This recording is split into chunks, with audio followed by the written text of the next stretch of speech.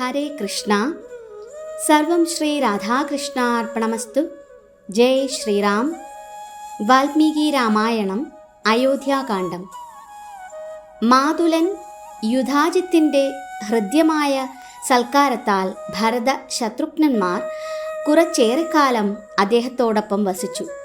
അയോധ്യയിൽ രാമനാകട്ടെ ദശരഥ മഹാരാജാവിൻ്റെ കണ്ണിലുണ്ണിയും അയോധ്യാവാസികളുടെ ഒട്ടാകെ സ്നേഹഭാജനവുമായി വളർന്നു വന്നു.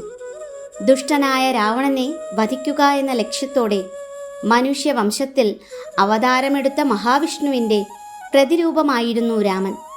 പരമപുരുഷൻ്റെ പ്രതിച്ഛായയായ രാമൻ സ്വാഭാവികമായും എല്ലാ സദ്ഗുണങ്ങളുടെയും വിളനിലമായി പ്രശോഭിച്ചു.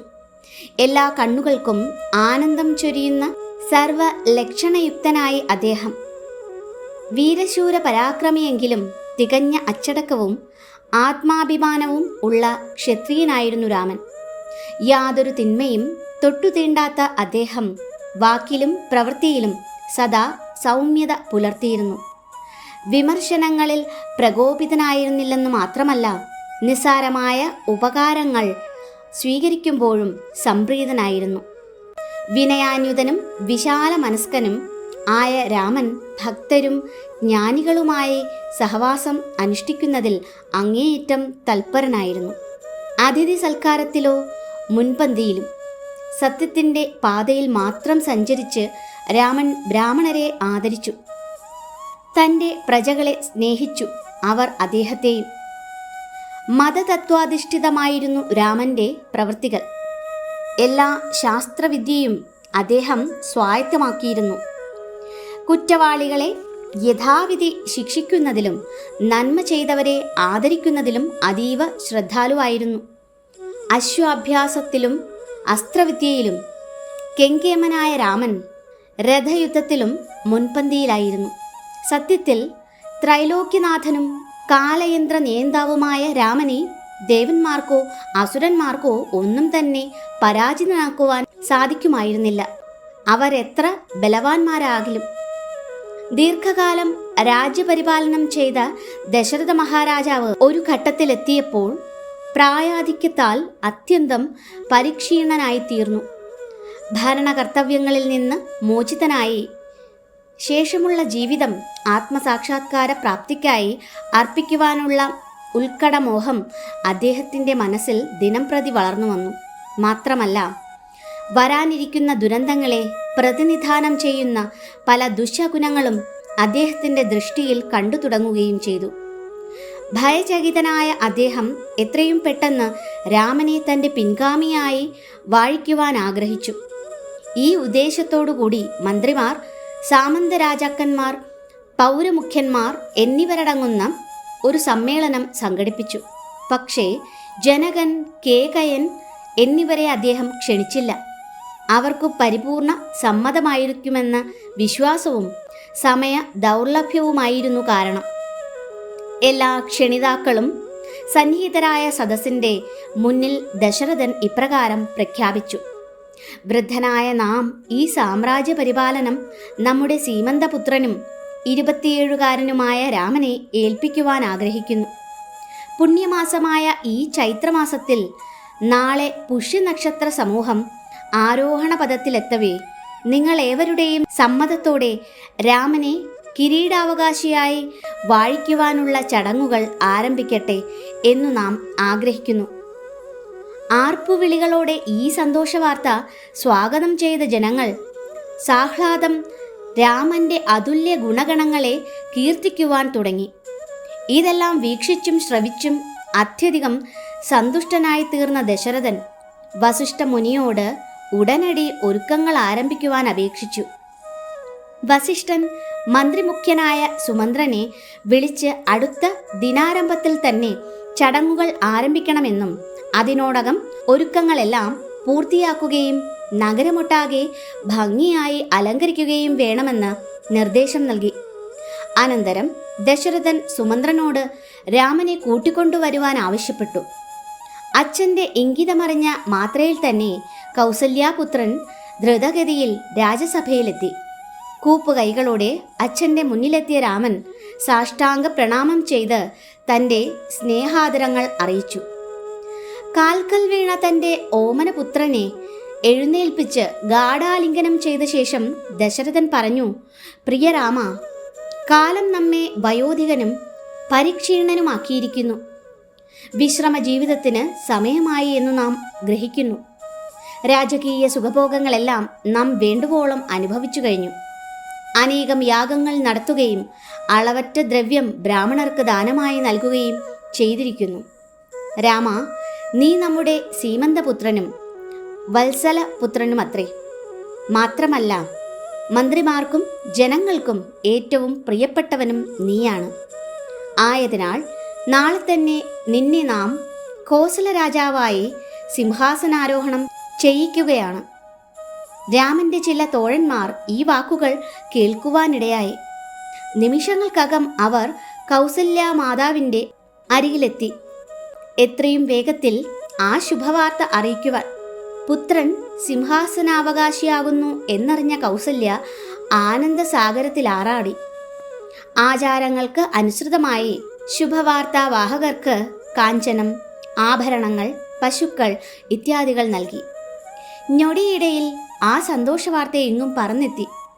രാമൻ സ്വന്തം കൊട്ടാരത്തിലേക്ക് മടങ്ങുമ്പോഴും പ്രജാസമൂഹം ആർപ്പുവിളികളോടെ രാമനെ അഭിവാദ്യം ചെയ്യുവാൻ വഴിനീളെ കാത്തു നിൽക്കുന്നുണ്ടായിരുന്നു.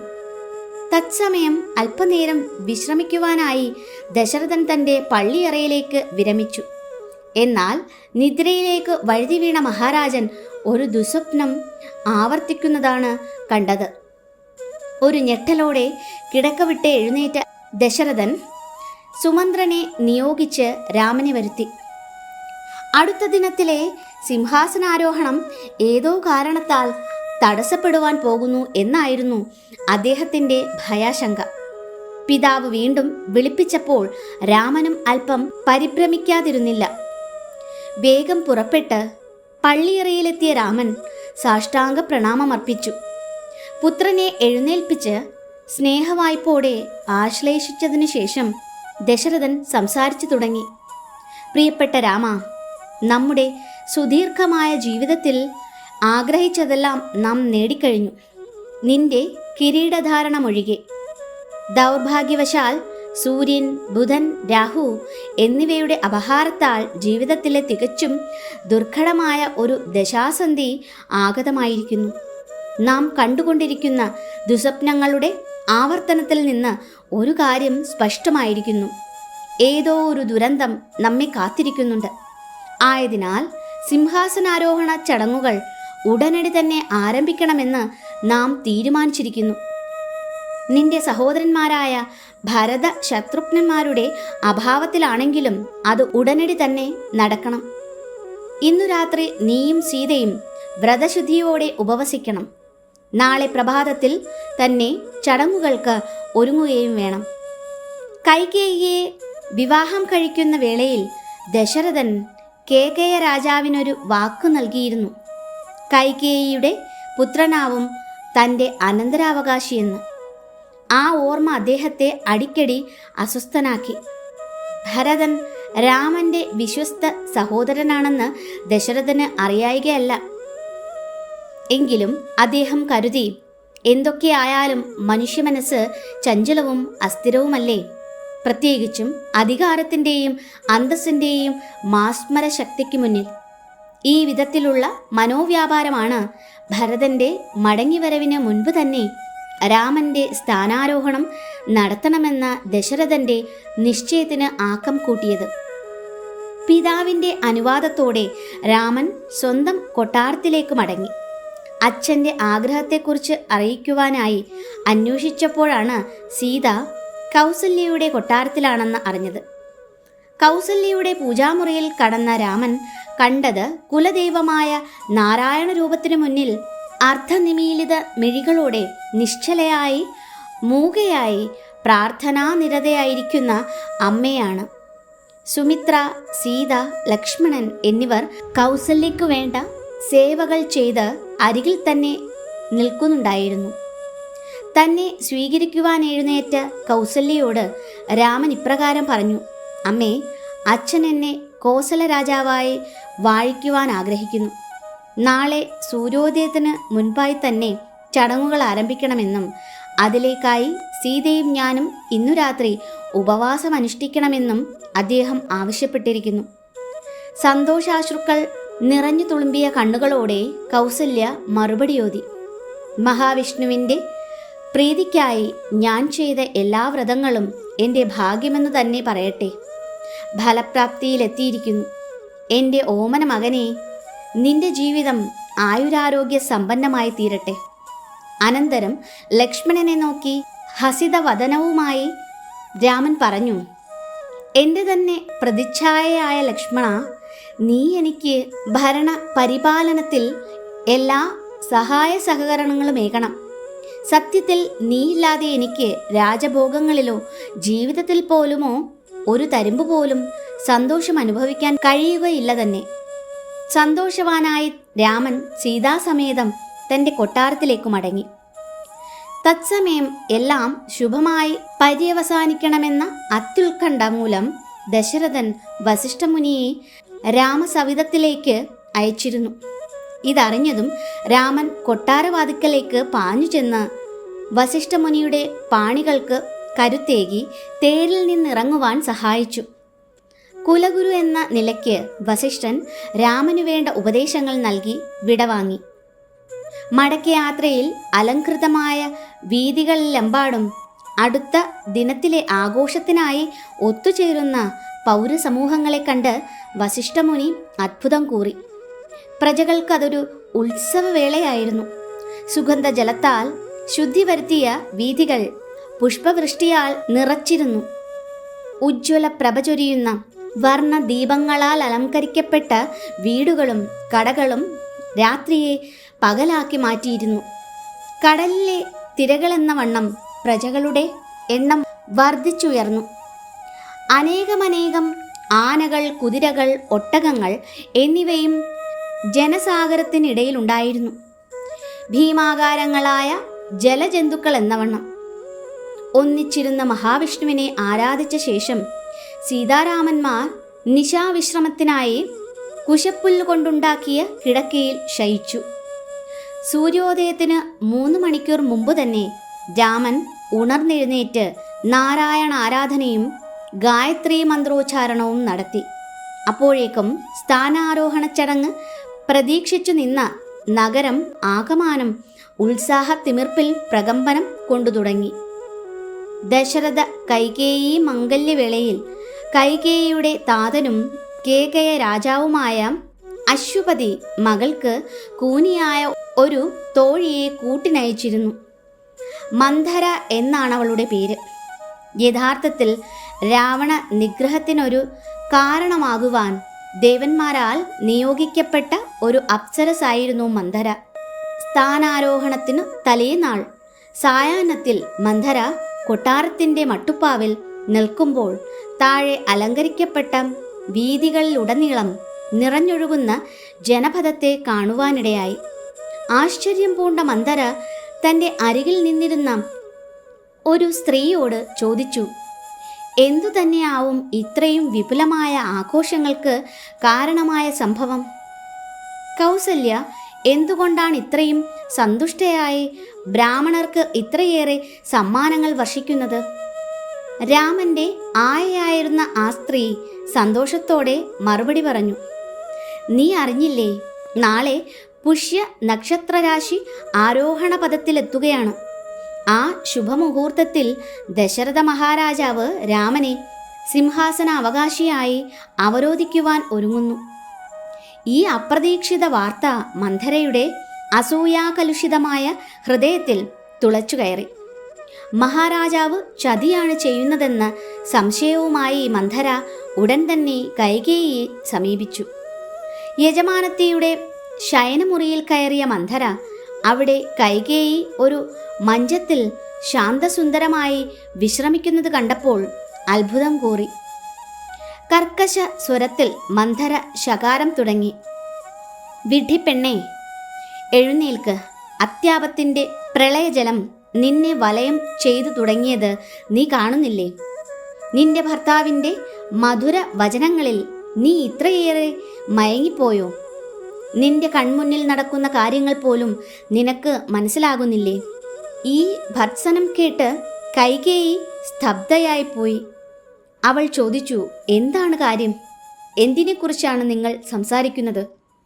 ഈ നിഷ്കളങ്ക ചോദ്യങ്ങൾ മന്ധരയുടെ കോപാഗ്നിയെ ഒന്നും കൂടി ജ്വലിപ്പിക്കുകയാണ് ചെയ്തത്. ഭൃത്യയായിരുന്നെങ്കിലും മന്ധര വാക് സാമർഥ്യത്തിൽ മുൻപന്തിയിലായിരുന്നു. രാമനിൽ നിന്ന് കൈകേയിയുടെ മനസ്സിനെ അകറ്റുകയും അവിടെ കടുത്ത നൈരാശ്യം കുത്തിനിറയ്ക്കുകയുമായിരുന്നു മന്ധരയുടെ ഉദ്ദേശ്യം. അതനുസരിച്ച് അവൾ അതിസമർത്ഥമായി വാക്കുകൾ പ്രയോഗിച്ചു. നിനക്കറിയില്ലേ, നിന്റെ ഭർത്താവ് രാമനെ കിരീടാവകാശിയാക്കുവാൻ നിശ്ചയിച്ച കാര്യം? അദ്ദേഹം വിശ്വാസവഞ്ചനയാണ് കാണിക്കുന്നതെന്ന് നിനക്ക് മനസ്സിലാകുന്നില്ലേ?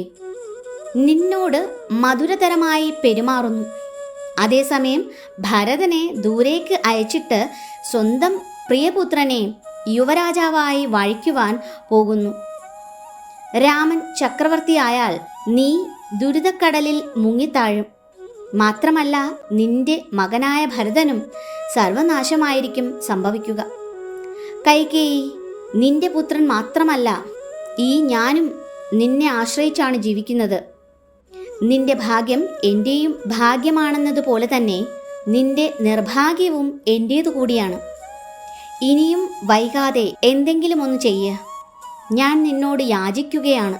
നിന്നെയും നിന്റെ പുത്രനെയും രക്ഷിക്കുവാൻ എന്തെങ്കിലുമൊരു മാർഗം കണ്ടുപിടിക്കൂ.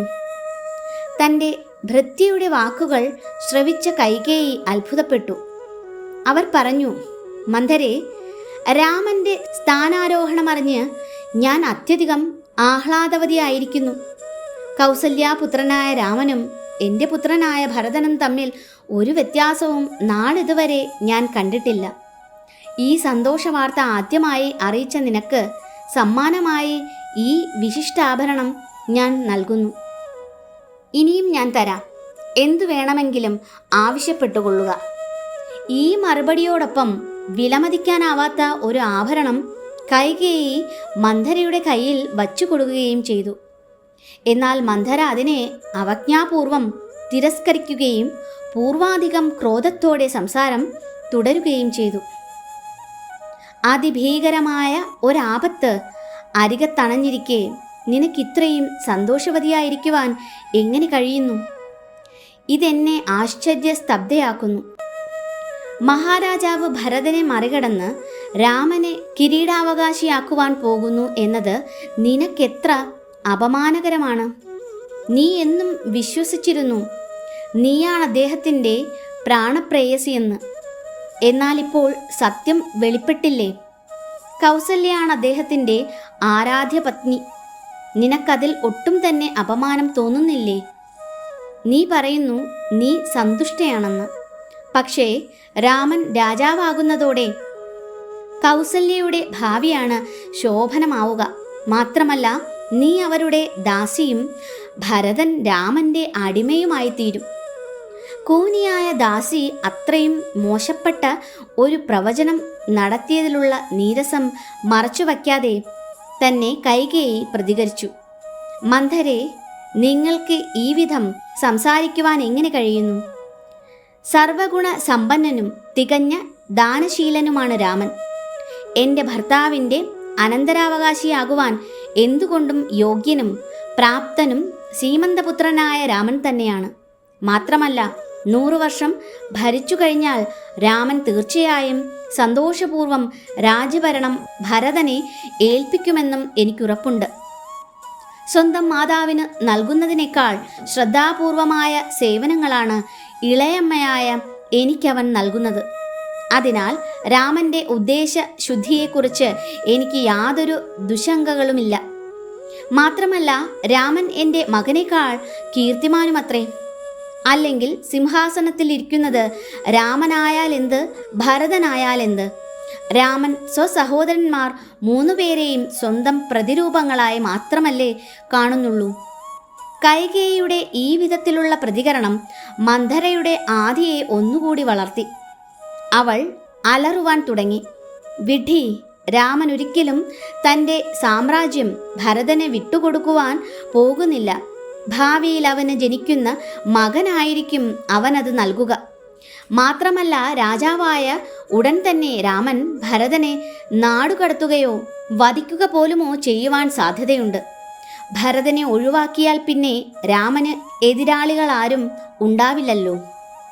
കൈകേയി, ഞാൻ നിനക്ക് സ്വബോധം ഉണ്ടാക്കിത്തരുവാൻ ശ്രമിക്കുന്നു. നീയോ സപത്നിയുടെ വിജയത്തിൽ സന്തോഷിക്കുന്നു. കൗസല്യൻ നിന്റെ എതിരാളിയാണെന്നത് തന്നെ ഭരതന്റെ ഭാവി അപകടത്തിലാവാനൊരു കാരണമല്ലേ? ഈ കേവല സത്യം പോലും നിനക്ക് മനസ്സിലാകുന്നില്ലേ? സൗന്ദര്യത്താലും യൗവനത്താലും ഭർത്താവിൻ്റെ സ്നേഹം ഏറ്റവും അധികം അനുഭവിക്കുന്ന നിന്നോട് രാമൻ്റെ മാതാവായ കൗസല്യയ്ക്ക് വെറുപ്പല്ലാതെ മറ്റെന്ത് തോന്നുവാനാണ്? അതുകൊണ്ട് എൻ്റെ ഉപദേശം ചെവിക്കൊണ്ട് എത്രയും പെട്ടെന്ന് രാമനെ വനവാസത്തിനയച്ച് ഭരതനെ സിംഹാസനസ്ഥനാക്കുക. മന്ധരയുടെ വെറുപ്പു നിറഞ്ഞ വാക്കുകൾ മെല്ലെ മെല്ലെ കൈകേയിയുടെ ഹൃദയത്തെ വിഷലിപ്തമാക്കി തീർത്തു. അവൾക്ക് തൻ്റെ പുത്രൻ രാജപദവിയിലെത്തുക എന്നത് ഒരു ചിരകാല സ്വപ്നമായിരുന്നു. മാത്രമല്ല, കൗസല്യയുടെ പട്ടമഹർഷി സ്ഥാനം അവൾ നീരസവും അസൂയയും ജനിപ്പിച്ചിരുന്നു താനും. മന്ധരയുടെ വാക്കുകൾ ഇളക്കിവിട്ട് അസൂയയാൽ തുടുത്ത മുഖവുമായി അവൾ പ്രസ്താവിച്ചു, മന്ധരെ, നിങ്ങൾ പറഞ്ഞത് ശരിയാണ്. രാമനെ എപ്രകാരമെങ്കിലും കാട്ടിലേക്ക് തള്ളിവിട്ട് എൻ്റെ ഭരതനെ രാജാവായി അഭിഷേകം ചെയ്യിക്കണം. പക്ഷേ അതിനെന്താണൊരു മാർഗം? മന്ധര മറുപടി പറഞ്ഞു, മാർഗം പണ്ടേ തന്നെ തെളിഞ്ഞു കിടക്കുന്നുണ്ട്. നീ അത് മറന്നു പോയിട്ടുണ്ടെങ്കിൽ ഞാൻ നിന്നെ ഓർമ്മിപ്പിക്കാം. പക്ഷേ അതനുസരിച്ച് പ്രവർത്തിക്കാമെന്ന് നീ എനിക്ക് വാക്കു തന്നാൽ മാത്രമേ ഞാൻ അതിന് തുനിയുന്നുള്ളൂ. മന്ധര പറയുന്നതെന്തും അതേപടി അനുസരിക്കാമെന്ന് കൈകേയി പ്രതിജ്ഞ ചെയ്തു. അനന്തരം കൂനിത്തള്ള പറഞ്ഞു തുടങ്ങി, റാണി, നീ തന്നെ എന്നോട് പണ്ടൊരിക്കൽ ചൊല്ലിയ കഥ നിനക്ക് ഓർമ്മയില്ലെന്നോ? പണ്ട് മഹാരാജാവ് ദശരഥൻ ഇന്ദ്രനു വേണ്ടി അസുരഗണങ്ങളോട് പൊരുതിയിരുന്നു.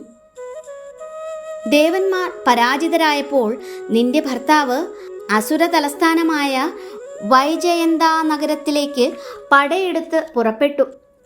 ധീരധീരം അടരാടിയെങ്കിലും മാരകമായ മുറിവേൽക്കയാൽ ദശരഥൻ അസ്തപ്രജ്ഞനായി നിലം പതിച്ചു.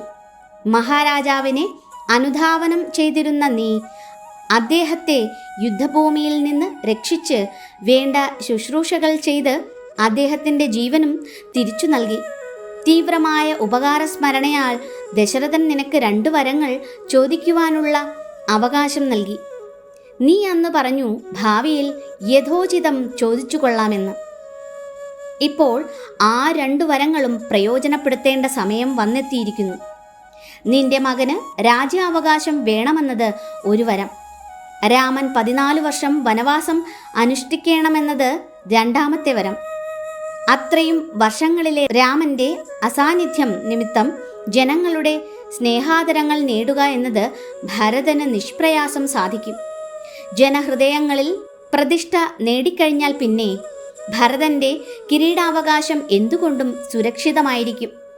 അങ്ങനെ ഭരതനെ സിംഹാസനത്തിലെത്തുവാനും രാമനെ കാട്ടിലേക്ക് തുരത്തുവാനുമുള്ള മാർഗം വെളിപ്പെടുത്തിയ ശേഷം മന്ധര ചില സൂത്രങ്ങൾ കൈകേയിയെ പഠിപ്പിച്ചു. ആശിച്ചത് നേടുവാനുള്ള പ്രാവർത്തിക പാഠങ്ങൾ. അതനുസരിച്ച് മന്ധര നിർദ്ദേശങ്ങൾ നൽകി. ഇപ്പോൾ തന്നെ ക്രോധാലയത്തിലേക്ക് പോകുക. ആഭരണങ്ങളും രാജകീയ ഉടയാടകളും വലിച്ചെറിഞ്ഞ് പഴകിയതും വൃത്തിഹീനവുമായ വസ്ത്രങ്ങൾ അണിയൂ. എന്നിട്ട് വെറും നിലത്ത് കിടക്കുക.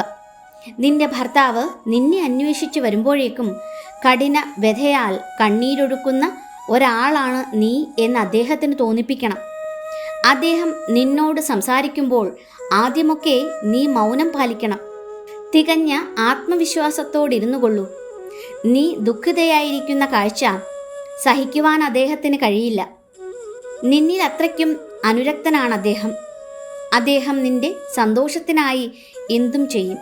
പക്ഷേ കൈകേയി, ഒരു കാരണവശാലും നീ മറക്കുവാൻ പാടില്ലാത്ത കാര്യം ഇതാണ്.